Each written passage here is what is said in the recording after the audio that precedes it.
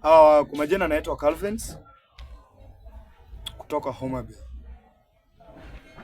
I want to address our young men so far called Gen Zs. Gen Zs. Kama uko na kill timamu, jaribu kwenda town. Jaribu kwenda town on Wednesday. Jaribu kwenda town on Wednesday. Mpaka lini? Mpaka lini? Ama mpaka siku gani? We are tired. Kila time maandamano. Na vitu zetu zinaharibika. Kenyans are losing more billions of money in a day, in just a single day. Munabomoa manyumba, munabomoa mafactory, munaibia na watu wa biashara. We are tired.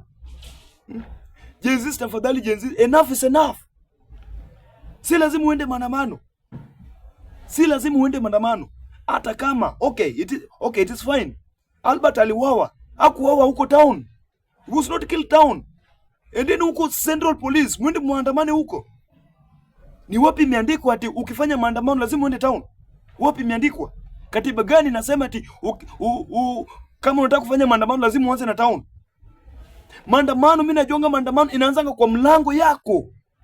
Penye unaishi, hapo ndo maandamano inaanzanga. Hii mambo ya kutoka hapo, unapata mtu anatoka from Homa Bay, anaenda maandamano town. Uko na akili kweli?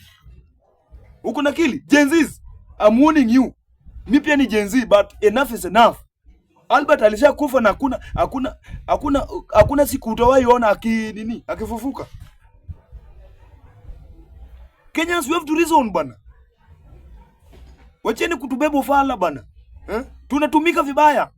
Gen Zs, najua mnatumika. Si tukupenda kwenyu. Mnatumika. Mnatumika. That's why mnataka muende, ndio maana mnataka muende town, muende muharibu vitu. Najua wenye wamewatuma na nikachagua. I know. You are being mobilized by some leaders in this Kenya. Tunajua. But I want to tell you this. Na hii si siri.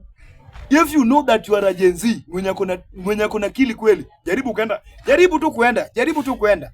Mimi sijasema, lakini jaribu kuenda town. Na ukienda town urudi kama uko hai, ni bahati yako, na ni Mwenyezi Mungu ama ni Mungu wako. Lakini ukijaribu uende town na uharibu vitu, my friends, Gen Zs, chungeni sana. Maana hii Kenya ni yetu pamoja, na mkianza kuharibu vitu, nchi itaanza kukaa vibaya. Tunajua serikali ilifanya vibaya, lakini Ruto alisha apologize.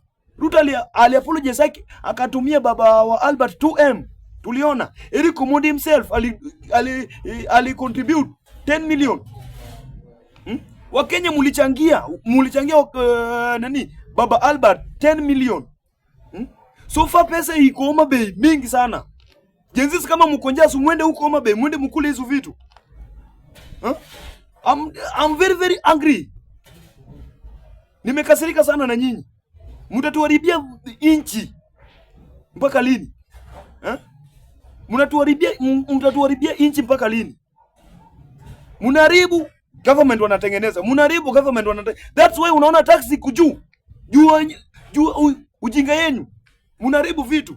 Alafu kesho unasikia ati Ruto ameongeza tax. Do you know the reason why Ruto anaongezanga tax? Juu mkisharibu vitu ni government. Mkiibia watu wa biashara ni government. We are tired.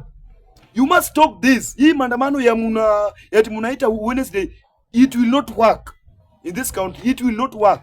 Mi kama Gen Z nimekataa. Enough is enough. Si lazima, because hata tukienda tunakufa. So there is no way. Si lazima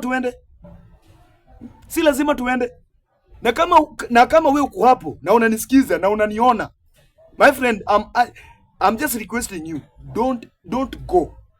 Usiwahi jaribu kuenda. ukienda. Uzuri tu ukishaenda ukiuliwa ni hivyo.